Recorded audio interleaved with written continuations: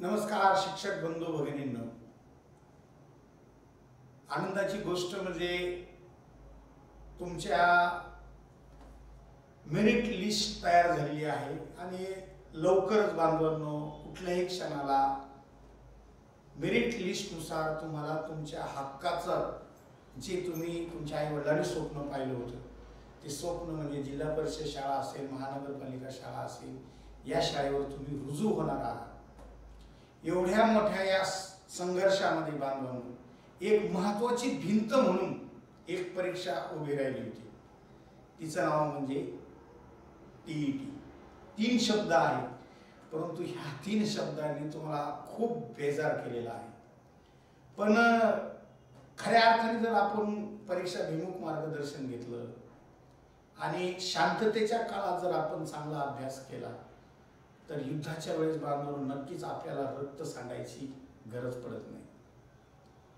ह्या टीईटी मध्ये ना मराठी, इंग्रजी, गणित, इतिहास, भूगोल, विज्ञान ह्या सगळ्या विषयामध्ये सगळ्यात अवघड जर कुठला विषय असेल तर तो आहे बांधवांनो बालमानसशास्त्र। आणि बालमानसशास्त्र या विषयाची जर बांधवांनो आपण जर आवाका बघितला तो खूप मोठा असा आवाका आहे, कारण ही परीक्षा ज्ञानावर, आकलनावर, उपयोजनावर आणि कौशल्यावर असते। म्हणजे ज्याप्रमाणे यूपीएससी मध्ये हे सीसॅट चे जे प्रश्न असतात त्याला प्रश्नाला परत उपप्रश्न अशा पद्धतीचे प्रश्न बांधवांनो ह्या बालमानसशास्त्रात येतात। म्हणून एखाद्याला इंग्रजीत गणितात मार्क चांगले पडेल पण त्याला बालमानसशास्त्रात चांगले मार्क पडत नाही। आणि आता परत हे आता IBPS कडे गेलेले आहे, त्यामुळे याची काठिण्य पातळी काय असेल हा एक मोठा सगळ्यांना प्रश्न आहे। पण आपण जर व्यवस्थित अभ्यास केला आणि IBPS चा जर मागच्या प्रश्नपत्रिकेचा जर पॅटर्न बघितला, पद्धत बघितला, कारण अभ्यासक्रम तोच असणार आहे, फक्त पद्धत थोडीशी बदलत असते। मग तो जर का आपण समजून घेतलं, व्यवस्थित त्याचं मार्गदर्शन घेतलं तर मी तुम्हाला सांगतो 2021 च्या आधी जर पास व्हायला खूप कठीण असायचं, कारण मी 2013 पासून शिकवतोय, 10 वर्ष झाले मी ह्या मुलांना शिकवतो। तुम्हाला आता उलट सोपं जातंय, कारण ऑनलाईन अध्यापनामध्ये एक फायदा असतो, जे गोष्ट आपल्याला समजत नाही ना बांधवांनो ती पुन्हा पुन्हा पुन्हा पुन्हा आपण व्हिडिओच्या माध्यमातून बघू शकतो। पूर्वी तसं नव्हतं, 2013ला किंवा 2017ला सुद्धा तसं नव्हतं। हे फक्त कोरोनामुळे हे सगळं प्लॅटफॉर्म उभा राहिला, याचा फायदा घ्या। आता मी जास्त तुमचा वेळ घेत नाहीये आणि त्यातील जे काही बालमानसशास्त्राचे वेगवेगळे प्रकरण आहे त्या प्रकरणापैकी विद्यार्थ्यांचं म्हणणं असतं सर आम्हाला उपपत्ती हा घटक समजत नाही बांधवांनो। मग तो जर तुम्हाला समजून घ्यायचा असेल तर हे माझं विजय सुराशे यूट्यूब चॅनल आहे, या चॅनलवरती जा, त्याला सबस्क्राईब करा, त्यानंतर बेल आयकॉन त्याचं दाबा, जेणेकरून तुमच्यापर्यंत दररोज असे नवनवीन व्हिडिओ येतील आणि तुमच्या ज्ञानात भर पडेल आणि घर बसूनही तुम्हाला छान पद्धतीने तयारी करता येईल। आता पहिला प्रश्न आहे बांधवांनो की उपपत्ती म्हणजे काय? तर उपपत्ती म्हणजे अध्ययन म्हणजे काय, ते कसे केले जाते, यासाठी अनेक शास्त्रज्ञांनी संशोधन केलं, प्रयोग केले, त्या संशोधनातून प्रयोगातून त्यांनी काही निष्कर्ष काढले, ते व्यवस्थितरित्या मांडले, त्याचं स्पष्टीकरण केलं आणि तुम्हा आम्हाला काही त्यांनी सूचना सांगितल्या, त्या स्पष्टीकरणाला त्या निष्कर्षाला बांधवांनो उपपत्ती असं म्हणायचं। आणि मग उपपत्तीचे प्रामुख्याने 3 प्रकार पडतात। पहिला आहे बांधवांनो साहचर्यवादी उपपत्ती, दुसरा आहे ज्ञानात्मक उपपत्ती आणि तिसरा आहे बांधवांनो आधुनिक उपपत्ती।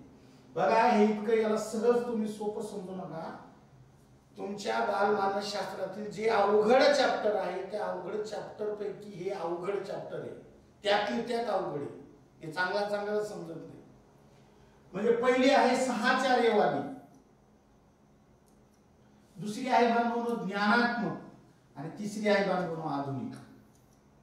आता महाराष्ट्राच्या तमाम जेवढे काही यूट्यूब चॅनल असतील त्या यूट्यूब चॅनलवरती तुम्ही बघायचं की मी ज्या पद्धतीने एखादा विषय मांडतो ना बांधवांनो तर खरंच अवघड गोष्ट सोपी होते, कारण शिक्षक हा कल्पक असावा आणि शिक्षकांनी अध्यापन करताना आपले विद्यार्थी कुठल्या क्षमतेचे आहे त्यांना काय सांगितल्यावर कशा पद्धतीने मांडल्यावर त्यांना सहज समजेल आणि परीक्षेमध्ये मागचे प्रश्न कसे होते हा जर का ताळमेळ करता आला ना बांधवांनो, पैकीचे पैकी मार्क पडतात. मागच्या सगळ्या परीक्षेत असे प्रश्न आले. खालीलपैकी साहचर्यवादी गटात कोणती पद्धत मोडते, खालीलपैकी ज्ञानात्मक गटात कोणती पद्धत मोडते आणि खालीलपैकी आधुनिक गटात कोणती पद्धत मोडते. एवढ्या चॅटवर बांधवांनो 3-4 प्रश्न येऊन गेलेले आणि हे काही मी आज नाही करते. 2024ला बांधवांनो 2023च्या आपल्या 13च्या पुस्तकात बांधवांनो हे मी तेव्हा मांडून ठेवलं होतं. तर तेव्हा हा जसाच तसा तक्ता 2013चा आहे आणि हे 2023 याच्यात अनेक चार्ट अनेक चित्र तुम्हाला नेमकं कोणता मानसशास्त्र कसा दिसतो काय दिसतो काही माहित नसतं. कारण चित्राच्या स्वरूपातून जर आपण अध्ययन केलं तर आपल्याला आणखीन चांगलं समजतं. तर बांधवांनो साहचर्यवादी उपपत्तीमध्ये एकूण 6 वेगवेगळ्या उपपत्त्या आहेत. त्यामध्ये पहिली उपपत्ती आहे बांधवांनो प्रयत्न प्रमाण. ही थॉर्नडाईक या शास्त्रज्ञांनी मांडलेली आहे आणि थॉर्नडाईक हा पहिला शास्त्रज्ञ होता बांधवांनो उपपत्ती मांडणारा. त्यामुळे लक्षात असू द्या की उपपत्ती मांडणारा पहिला मानसतज्ञ कोण आहे तर त्याचं नाव आहे थॉर्नडाईक. त्यांनी प्रयत्न प्रमाण उपपत्ती मांडली. त्यानंतर बांधवांनो दुसरी आहे पॅव्लोव यांची अभिजात अभिसंधान उपपत्ती आणि तिसरी आहे बांधवांनो साधक अभिसंधान स्किनर यांची. या 3 उपपत्त्या अत्यंत महत्त्वाच्या आहेत. यावर सर्वात जास्त प्रश्न येऊन गेलेले कारण प्रत्यक्षरित्या एका विशिष्ट प्राण्यांवरती बांधवांनो याच 3 जणांनी काय केलेला आहे प्रयोग केलेला आहे. आता आपले जे काही थॉर्नडाईक आहे यांनी कुणावर प्रयोग केला होता बांधव यांनी मांजरावर प्रयोग केला होता. मांजर कुत्र्यावर पण सांगितलेलं आहे पण मांजर लक्षात ठेवा. मग कुत्र्यावर प्रत्यक्ष कोणी प्रयोग केला होता बांधवांनो हा केला होता पॅव्लोव कुत्रा. मग स्किनरने कशावर प्रयोग केला होता स्किनरने केला होता कबूतर आणि उंदीर. आता तुम्ही म्हणता याच्यावर प्रयोग करून काय करायचं नेमकं कुठलाही प्राणी आणि मनुष्य यांचं अध्ययन शिकण्याची जी काही क्षमता ही सारखी असते.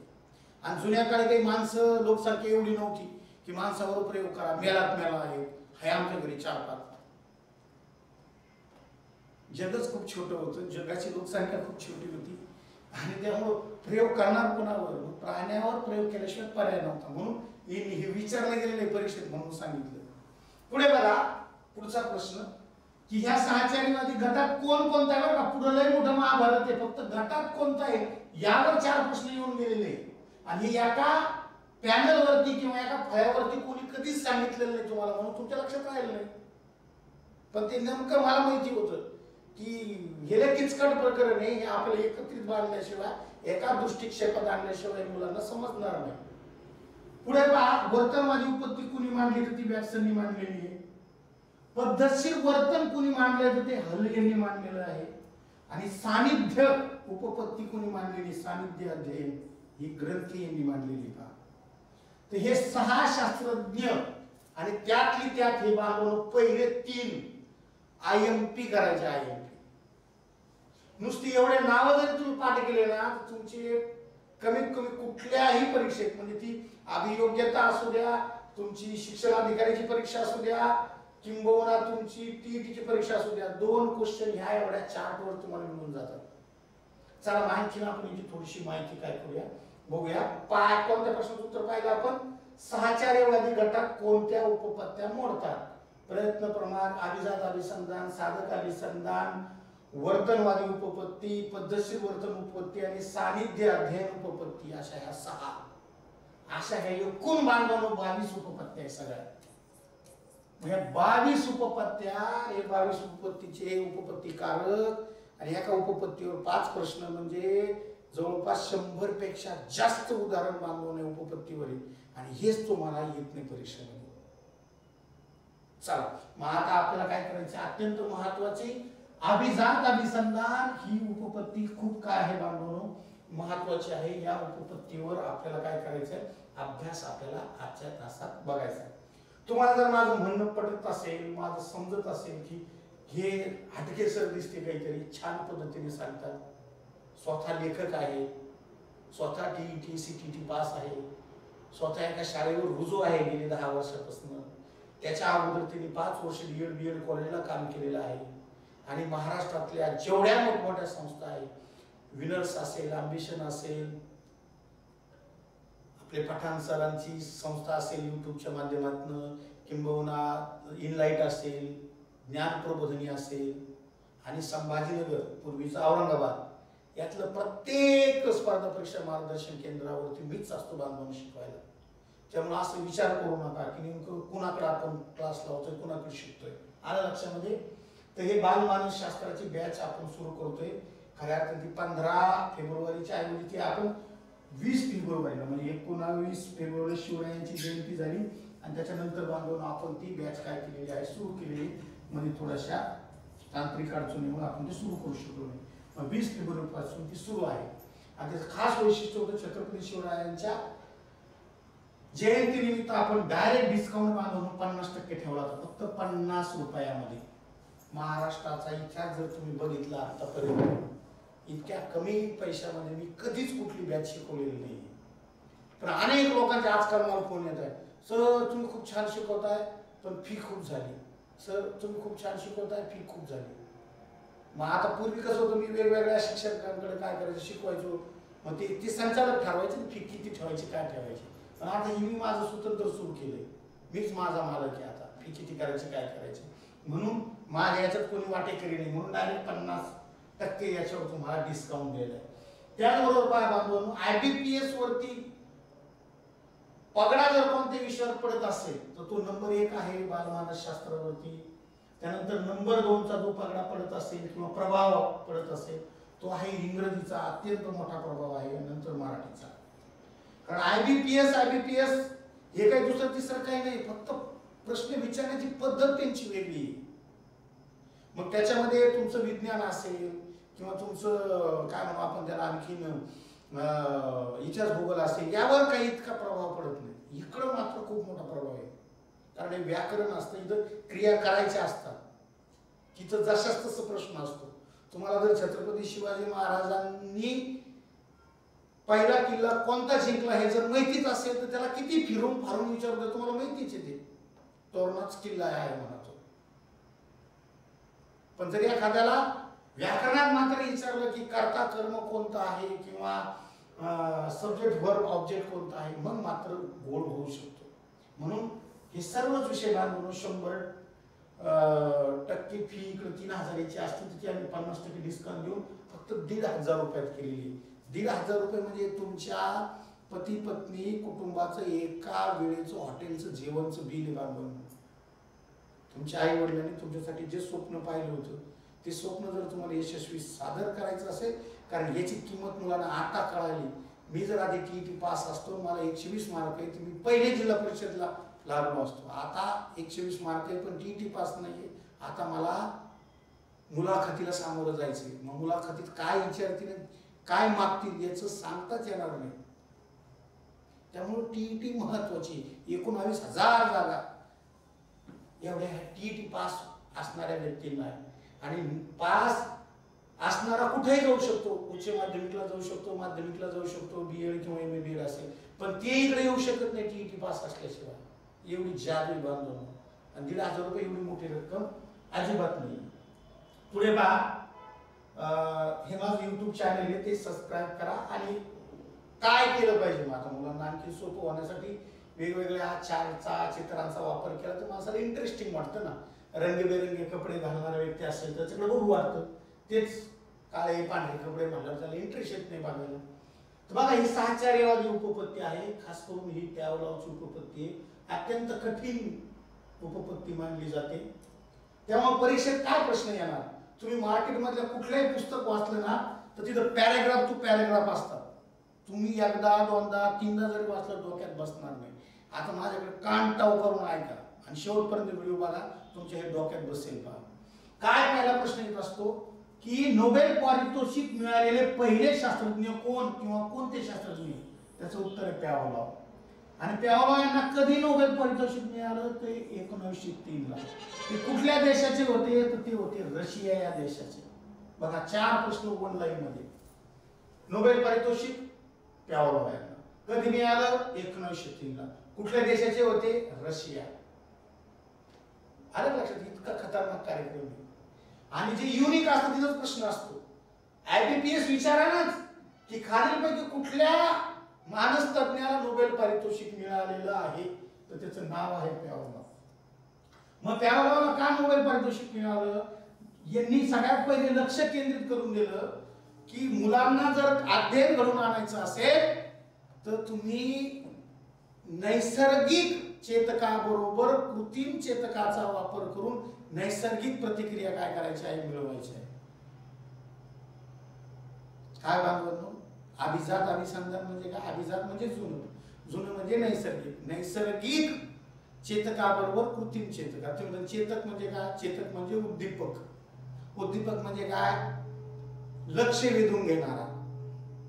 माझ्या ऐवजी जर एखादी ताई भगिनी चांगले मेकअप करून जरी उभा असते, तुम्ही आणखीन छान व्यवस्थित बघितलं असतं. तुम्हाला काय वाटतं? काळा माणूस आहे, काय बडबड करतोय. माझ्या ऐवजी जर ती असती, चुकून दुसरी एखादी होईल, तर तुम्ही छान आणखीन बघितलं असतं. लाखो व्ह्यूज, लाखो कमेंट, समजू ना समजू, खूप छान मॅडम, वा व्हेरी गुड मॅडम, असं तुम्ही खाली केलं असतं. त्याला म्हणणार चेतक, उद्दीपक. ठीक आहे. हा, मग तू काय म्हणतो? नैसर्गिक चेतकाबरोबर कृत्रिम चेतकाचा वापर करून नैसर्गिक प्रतिक्रिया मिळवणे याला अभिजात अभिसंधान असं म्हणतात. ठीक आहे. पुढे बघा. मग आता ही व्याख्या तुम्हाला समजली. मग यांनी प्रयोग कुणावर केला? कुत्र्यावर केला. त्याच्याबरोबर काय होतं बांधवांनो? बेल म्हणजे एक साऊंड होता, आवाज होता. त्यानंतर लाळ आणि अन्न असे या प्रयोगाचे साधन. तुम्ही की प्यावलोव यांनी अभिजात अभिसंधान उपपत्तीत प्रयोग करताना खालीलपैकी कुठल्या कुठल्या साधनांचा वापर केला? प्रश्न येऊन गेलेला आहे. पुढे पहा. नैसर्गिक चेतकाबरोबर कृत्रिम चेतकाचा वापर करून नैसर्गिक प्रतिक्रिया अत्यंत महत्वाचं आहे. तुम्हाला मी छान उदाहरण सांगतो का? पूर्वीच्या काळी लोकसंख्या कमी असल्यामुळे बांधवांनो रस्ते वगैरे साधनं कमी असायचे, पोलीस सुद्धा कमी लागायचे. मग रस्त्यावरतीच पोलीस मामा असायचे. रहदारी थांबली की लगेच ते शिट्टी वाजायचे की लगेच सगळ्या गाड्या थांबायच्या. लगेच रहदारी थोडी कमी झाली की परतले काय करायचे बांधवांनो? गाडी काय करायची? जायची. शिट्टी वाजली की थांबा, शिट्टी वाजली की जा. पण नंतरच्या काळात लोकसंख्या एवढी वाढली, रस्ते एवढे वाढले, सिग्नल एवढे वाढले की पोलीस उभा पुढं करतात. मग त्या नैसर्गिक चेतक म्हणजे पोलीस मामा, त्यांच्या ऐवजी तिथं आलो कोण बांधवांनो? सिग्नल. शिट्टी वाजली का बांधवांनो? वरती लाल दिवा लावतो, गाड्या थांबतात. शिट्टी वाजली का बांधवांनो? खालचा हिरवा दिवा लावतो, गाड्या जातात. म्हणजे नैसर्गिक चेतकाबरोबर त्या कृत्रिम सिग्नलचा वापर केला आणि तिथले पोलीस मामा काढून घेतले. तरीही आज रहदारी व्यवस्थित चालते. कशामुळं? नैसर्गिक चेतकाबरोबर कृत्रिम चेतकाचा आपण काय केलेला आहे? वापर केलेला आहे. मग हेच ते हेरतात आणि हेच बांधवांनो ते काय करतात? एक प्रयोग करून बघतात. मग आता आपण डायरेक्ट प्रयोगाकडे जाऊ, नंतर वैशिष्ट्याकडे. हे बांधवांनो कोण आहे? प्यावलोव आहे. लक्षात ठेवा, प्यावलोव. यांनी काय केलं पहा. अशी घंटी वाजत बसले, त्या कुत्र्याला सांगितलं. कुत्रा काय करू लागला? त्या ह्या प्यावलोवच्या नादाला लागला. ते कुत्र्याला त्यांनी त्यांच्या प्रयोगशाळेत पकडून आणलं. हे पहा, हे त्याचा खाद्य. तुम्हाला सुद्धा मुलांना असं मुलं अध्ययन करत नसतात. मुलांना काहीतरी तुम्हाला उद्दीपक दाखवायचे, काहीतरी मुलांना तुम्हाला प्रेरणा द्यायची की जेणेकरून मुलांचं लक्ष तुमच्याकडे वेधलं गेलं पाहिजे. ह्या बांधवांनो प्यावलोवकडे जर ही घंटी हे अन्न नसतं तर हा कुत्रा त्यांच्याकडे आला नसता. मग कुत्र्याला त्यांनी त्यांच्या प्रयोगशाळेत आणलं आणि या ठिकाणी काय केलं? बांधलं. आणि त्यांना प्रयोग समजून सांगायचा होता की नैसर्गिक चेतकाबरोबर कृत्रिम चेतक.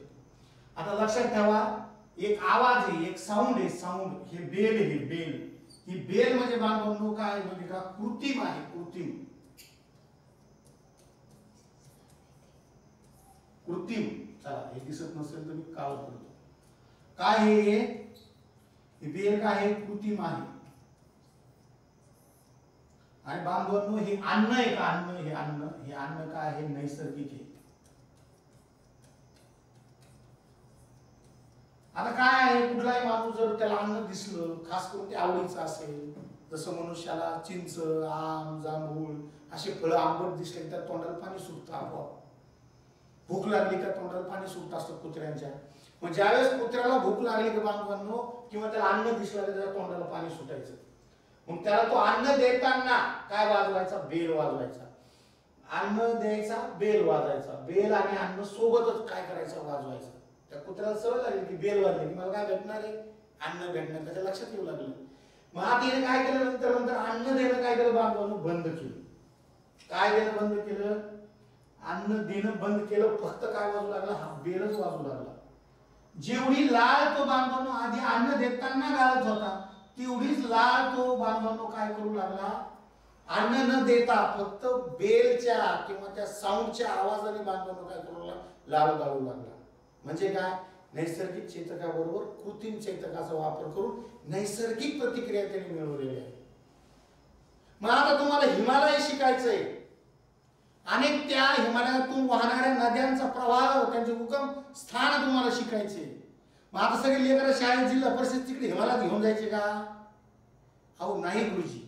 मग तुम्ही त्या हिमालयाच्या नद्यांच्या उगम स्थानाचा एखादा व्हिडिओ घ्या, चित्र घ्या, इमेज घ्या, ती दाखवा मुलांना. तरी सुद्धा तुमचं काम तिथं जाण्याइतकं काम ते करतं बांधवांनो. आज जर आपण मोठमोठे शिवरायांनी तयार केलेले गड किल्ले जर बांधवांनो विद्यार्थ्यांना व्हिडिओच्या माध्यमातून आपण शाळेत प्रोजेक्टरवर दाखवलं तरी आपल्याला फील होतं की किती हे वैभव आहे शिवरायांनी आपल्यासाठी तयार करून ठेवलेलं आहे. अहो आज जर आपण एखादा संडास बांधून बांधला 4-5 वर्षात तो ग्रामीण सरकारी संडास बाथरूम पडून जातो. अहो राजांनी 350 वर्षाच्या अगोदर, 350 नाही 394 वर्ष झाले राजांची जयंती, त्यावेळेस बांधलेले गड किल्ले अजूनही शाबूत आहे. हे कधी दाखवणार मुलांना? या नैसर्गिक चेतकाबरोबर कृत्रिम चेतकाचा वापर केला तर. आलं लक्षात? चला आता याच्यामुळे तुमच्या लक्षात नसणार. मी आणखी एक छानस चित्र दाखवतो, तुमच्या डोक्यात बसलं. आता पहिले ह्या बाबांनी काय केलं? कुत्र्याला घंटी वाजवून अन्न दाखवून त्याच्या प्रयोगशाळेत आणलं. मग आणल्यानंतर पहिले त्याला काय दिलं? अन्न दिलं. अन्न दिलं. तो काय गाळायला सुरुवात केली? त्यांनी लाळ. नंतर परत अन्न देताना त्यांनी काय वाजली? बेल, घंटा म्हणू आपण त्याला. एक घंटा चांगला वाटत नाही, बेल म्हणू आपण त्याला. काय वाजवली? बेल वाजवली. मग ही बेल वाजवली, परत अन्न दिलं. बेल वाजवली, अन्न दिलं. दोन्ही सोबत केलं. त्याला सवय लागली. बेल वाजली की लाळ गाळते, बेल वाजली की लाळ गाळते. नंतर त्याने काय केलं बांधवांनो? तिने फक्त बेल वाजवली. बेल फक्त काय वाजवली? बेल वाजवली. बघा, आणि बेल वाजली तर लगे पाहिली लाळ गाळली. म्हणजे जेवढी अन्न देताना लाळ होती तेवढीच लाळ बांधवांनो नुसती बेल वाजलेली सुद्धा गळाली. म्हणून याच्यावर त्यांनी सांगितलंय अध्यापन करताना शैक्षणिक साधनाचा वापर करा. तुम्हाला जर मूळ अक्षर शिकवायचे तर नुसतं अ, आ, ई नका शिकू. आईचा तिथं चित्र दाखवा. एक लेडीज, तिच्या हातामध्ये बाळ दाखवा. मुलांना कळतं ही आईच आहे. त्या मुलाची घरी बसलेला सगळ्या आया इथं आणू शकत नाही शाळेत, पण ती घरी बसलेली आई ह्या चित्रातून मुलाला फील होतो. हो, आईचा आहे.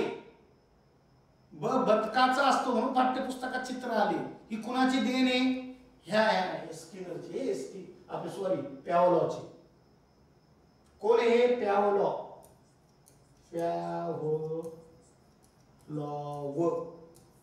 हे ते पॅवलॉ. हे एवढं मी कार्टून दाखवलं तुम्हाला समजावं म्हणून. कळतंय का? हा, समजायलाच पाहिजे. चला आता परत आपण आपल्या मेन गोष्टीकडे जाऊ.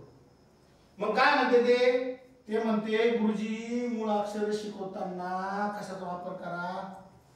चित्राचा वापर करा. मुलांना काय लावा? योग्य सवयी लावा. मुलांची जी काही वृत्ती असती नकारात्मक ती काय करा? काढून टाका. त्यांना भीती वाटत असती विनाकारण, ती काढून टाका.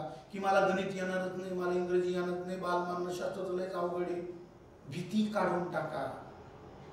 ईश्वराने सगळ्याला समान बुद्धी दिलेली आहे. प्रत्येक मनुष्य जन्मल्यानंतर 350 ग्रामचाच मेंदू घेऊन तो जन्माला येतो. असं होत नाही की तो श्रीमंत असेल मग त्याला जास्त बुद्धी, तो गरीबाचा आहे मग त्याला बुद्धीच नाही. नाही, आजपर्यंत बांधवाला त्या गरिबांनीच क्रांती केलेली. फक्त तुमचा आळस झटकून टाका. आलं का लक्षामध्ये? आळस झटकून टाका. त्यानंतर पहा, ज्या मुलांच्या आवडी निवडी असतात, ज्या चमत्कारी कृती असतात, त्या नष्ट झाल्या पाहिजे. मुलांना काही आवडतं, मग काही आवडतं म्हणजे त्याला ते द्यायचंय का? जे त्याच्या फायद्याचं आहे, त्याच्या चांगलं आहे ते सांगा. त्यांनी त्याला पकडून आणलं होतं त्या कुत्र्याला आणि त्याला त्याच्या प्रयोगशाळेत ठेवलं. बाह्य वातावरणाचा त्याला काय येऊ दिला नाही, प्रभाव पडू दिला नाही, त्याचं कुत्र पळून गेलं असतं. हा, ही गोष्ट महत्वाची. नंतर काय, तेव्हा अभिजात अभिसंधानामुळे काय घडतं? राष्ट्रगीत म्हणताना स्तब्ध उभा राहणे. समजा एखादा मुलगा राष्ट्रगीत म्हणतोय किंवा शाळेचं राष्ट्रगीत सुरू आहे, तिथं मुलं सगळे राष्ट्रगीत म्हणताय, सगळे स्तब्ध आहे. बाजूला जाणारे रहदारी करणारे लोक सुद्धा बांधवून जर आवाज आला तर ते स्तब्ध उभा राहतात. का? अभिजात अभिसंधान. त्या नैसर्गिकच्या शाळेच्या मुलाबरोबर बाहेरचे लोक सुद्धा त्यांचं पाहून शांत बसतात. आणि ते जर जोरात ओरडले असते तर बाकीच्यांना काही त्याच्याकडे लक्ष दिलं नसतं. ती गोष्ट परीक्षेत येईल बरं काय. राष्ट्रगीत म्हणताना मुलं स्तब्ध उभा राहतात. एकाचं उदाहरण आहे अभिजात अभिसंधानचं. आनंद झाल्यावरती बांधवांनो मुलं टाळ्या वाजवतात. एकाचं उदाहरण आहे अभिजात अभिसंधानचं. आनंद झाल्यावर टाळ्या वाजवतो ना माणूस, दुःख झाल्यावर रडत असतं. मग येणे टाळ्या वाजते म्हणतो, मागचा टाळ्या वाजतो. हे काय? अभिजात अभिसंधानचं उदाहरण आहे. पुढे पहा, शिक्षक वर्गात आल्यावर उभे राहतात. आता जर 2-4 समोरचे पोर उभे राहिले ते मागचे आपोआप उभे राहते. कधी कधी तुम्ही सभेत पाहिलं असेल ना, एखादा नेता आहे, लग्न समारंभ आहे आणि तिकडून आले त्याचे कार्यकर्ते समोरचे उभे राहिले, अख्ख्या पब्लिकला उभं राहावं लागतं. का? अभिसंधान म्हणणार आपण, अभिजात अभिसंधान. समोरचे राहिले म्हणून मागचे राहतात. दुसऱ्यांनी केलं ते बघून आपणही तसं करणं, यालाच अभिजात अभिसंधान. फक्त चेतक महत्वाचा आहे, नैसर्गिक चेतक अत्यंत महत्वाचा आहे. आणि शांत बसणे. वर्गात शिक्षक शिकू लागले तर पोरं काय करणार आहे? अर्धी मुलं शांत बसले की ते मागचे आपोआप मागचे शांत बसते. त्यानंतर पुढे पहा, अध्ययन करताना चित्राचा वस्तूचा उपयोग केला तर ते लवकर समजते. काय कळते? लवकर समजते. म्हणा गुरुजी लय गुंतागुंत झालं, काहीच कळणार नाही म्हणा आम्हाला, काही टेन्शन घेऊ नका, मी सांगतो. परीक्षेच्या दृष्टिकोनातून काय महत्वाचं आहे? परीक्षेत पहिला प्रश्न हा येईल, नोबेल पारितोषिक प्राप्त कोण? पॅवलॉव. त्याची उत्पत्ती कोणती मानली? अभिजात अभिसंधान. कशावर प्रयोग केला? कुत्रावर. अभिजात अभिसंधान म्हणजे काय? IMP प्रश्न येणार. नैसर्गिक चेतकाबरोबर कृत्रिम चेतकाचा वापर करून नैसर्गिक प्रतिक्रिया मिळवणे. मुलाक्षर शिकताना काय करा? चित्राचा वापर करा. मुलाला योग्य सवय लावा, त्याची वृत्ती बदला, नकारात्मक दृष्टिकोन काढून टाका, पॉझिटिव्ह विचार ठेवा, अकारण भीती नष्ट करा, आवडी निवडी चमत्कारिक वृत्ती नष्ट झाल्या पाहिजे, मुलाला सवयी चांगल्या लावल्या पाहिजे. मग ह्या सगळ्या गोष्टी आपोआप काय होतात? घडत असतात. काय लागलं का? परीक्षेत 3 महत्वाचे प्रश्न येत असतात. उपपत्तीकारक, उपपत्तीचं नाव आणि तिने काय सांगितले ते. नैसर्गिक चेतकावर कृत्रिम चेतक अत्यंत महत्वाचं सेंटेन्स लक्षात ठेवा. हे तुम्हाला पर्यायातून कळलं. हे सगळं सकारात्मक वाक्य. याचं जर एखाद्या याच्या संदर्भात नकारात्मक वाक्य आलं समजून घ्यायचं, हे या उपपत्तीचं नाही. समजायला का? आणखीन कसं समजून पाहिजे? प्रश्न कसे विचारले गेलेले आहे किंवा कसे येऊ शकतील पहा. पहिला प्रश्न पहा, खालीलपैकी कोणता नोबेल पुरस्कार विजेता शास्त्रज्ञ आहे? नोबेल पुरस्कार विजेता शास्त्रज्ञ कोण आहे? अरिस्टॉटल आहे का? स्किनर आहे का? पॅवलॉव आहे का? थॉर्नडाईक आहे? चला पटकन 2 मिनिटात कमेंट करायची. का फास्ट कमेंट करा, पट पट पट पट पट पट पट पट पट पट. लागली आता तर शिकलो म्हणा गुरुजी. काय उत्तर? गुरुजी म्हणा हे पॅवलॉव उत्तर आहे. ज्यांचं ज्यांचं कार्यक्रमात 3 उत्तर एक परफेक्ट उत्तर बरोबर आहे. मग अरिस्टॉटल कोण होते? हे जनक होते म्हणा, जनक, मानसशास्त्राचे जनक. पॅवलॉवची कोणती उत्पत्ती म्हणा? स्किनरची कोणती उत्पत्ती आहे? साधक अभिसंधान. साधक अभिसंधान. संधान. हे बाकीचे पर्याय सुद्धा आपल्याला माहिती पाहिजे. थॉर्नडाईकची कोणती? प्रयत्न, प्रमाद. आणि प्यावरची कोणती गुरुजी म्हणा? याची म्हणा अभिजात. हे अभिसंधान जशाच तसं. आणि ह्या उपपत्तीमुळे ज्याला काय मिळालेलं आहे? पुरस्कार मिळाला, विषय खलास. एखाद्या परीक्षेत जोड्या लावा म्हणून येईन हे. काय म्हणून येईन? जोड्या लावा. IMP लक्षात ठेवा. 100% जोड्या लावा म्हणून प्रश्न येईल तुम्हाला. चला पुढे. प्यावल्याने मांडलेली उपपत्तीचं नाव काय? बघा, जस्ट आपण आता बघितलं बांधवून ते आलं. काय उपपत्तीचं नाव? 0 सेकंदात कळतं म्हणा. प्यावल्याने कोणी मांडली? अभिजात अभिसंधान उपपत्ती मांडली. आता हे साधक अभिसंधान स्किनर म्हणजे तुम्हाला प्रयत्न प्रमाण. थॉर्नडाईक मध्ये होतो वर्तन मध्ये कोणाची? Watson, JB Watson. आणि दुसरी यांची माहिती लक्षात ठेवा. सर्वमान्य व्याख्या यांनी केली होती. ज्या शास्त्रात मानवाच्या वर्तनाचा अभ्यास केला जातो त्याला मानसशास्त्र म्हणतात. अशी व्याख्या करणारा ती सगळ्याला मान्य झालेली व्याख्या म्हणजे वॅटसन यांची व्याख्या आहे. आणि हे वर्तनवादी होती. वर्तनाला यांनी महत्वाचं स्थान दिले. नैसर्गिक चेतकाबरोबर कृत्रिम चेतकाचा वापर करून नैसर्गिक प्रतिक्रिया मिळवणे हे तत्वज्ञान कोणी सांगितलं? तत्वज्ञान कोणी सांगितलं? सांगा गुरुजी म्हणा. प्लेटोनी व्यक्ती भिन्नता सांगितलेली आहे. व्यक्ती भिन्नता. त्यांनी एक रिपब्लिक नावाचा ग्रंथ लिहिला. त्याच्यात ते व्यक्ती भिन्नतेविषयी विचार मांडले. ते खास करून प्रत्येक बालक हा वेगवेगळ्या कला कौशल्य गुणधर्म घेऊन जन्माला येतो म्हणून त्याच्या पद्धतीनुसार शिकवा असं प्लेटो म्हणला. म्हणून प्लेटोचा याचा संबंध नाही. स्किनर हे काय म्हणलं होतं बांधवांनो? जेव्हा एखादी वस्तू जेव्हा साधनीभूत होते तिला साधनीभूत होणे याला साधक अभिसंधान असे म्हणतात. म्हणजे एखादी गोष्ट ज्यावेळेस उपयोगात आली तिचा फायदा झाला त्याला साधनीभूत होणे म्हणतात. आणि साधनीभूत होणे म्हणजे साधक अभिसंधान. ही उत्पत्ती कोणाची? स्किनरची. इथे हे तत्वज्ञान नाही. थॉर्नडाईकने काय सांगितलं होतं? चुकत चुकत शिका, चुकाचं प्रमाण कमी करा. इथेही हे लागू होत नाही. मग हे कुणाला लागू होतं? प्यावलावाला लागू होतं. नैसर्गिक चेतक, कृत्रिम चेतक हे कुणाचं आहे? प्यावलावाचं आहे. मला काय तुमच्यासाठीच तुम्ही आता माझं पटत असं शिकवलं तर बांधवांनो सध्या स्कीम सुरू आहे. ज्या बॅचला 3000 रुपये लागतात ती फक्त तुम्हाला 1500 रुपयामध्ये भेटती. ज्याला आवडतं, ज्याला विश्वास आहे त्यांनी कॉल करा. दुसरा प्रश्न पहा. हार्ड आहे. आता क्वेश्चन हार्ड आहे. अभिजात अभिसंधान उत्पत्तीची वैशिष्ट्ये काय? वैशिष्ट्ये नाही. बघा असं घाई गडबडीत असतं. कोणती वैशिष्ट्य नाही पहा. वाचा. नैसर्गिक चेतकाबरोबर कृत्रिम चेतकाचा वापर करणे, विद्यार्थ्याला योग्य सवय लावणे, वृत्तीत बदल अकारण भीती नष्ट करणे, आवडी निवडी व चमत्कारिक वृत्ती नष्ट करणे किंवा नष्ट होतात, चुकत चुकत शिकणे, चुकाचं प्रमाण कमी करणे. आणि इथं म्हणलंय 1 2 ब 1 2 3 क फक्त 1 आणि ड फक्त 4 लाव. सीसॅट UPSC मध्ये असा प्रश्न असतो, MPSC मध्ये असा प्रश्न असतो. हो मी म्हणतो मी UPSC MPSC धर्तीवर UPSC MPSC मध्ये असा प्रश्न विचारला जात असतो. लावा डोकं, लावा डोकं. नैसर्गिक चेतक कृत्रिम चेतक एकदम बरोबर. विद्यार्थ्याला योग्य सवय लावा, वृत्तीत बदल करा, भीती नष्ट करा.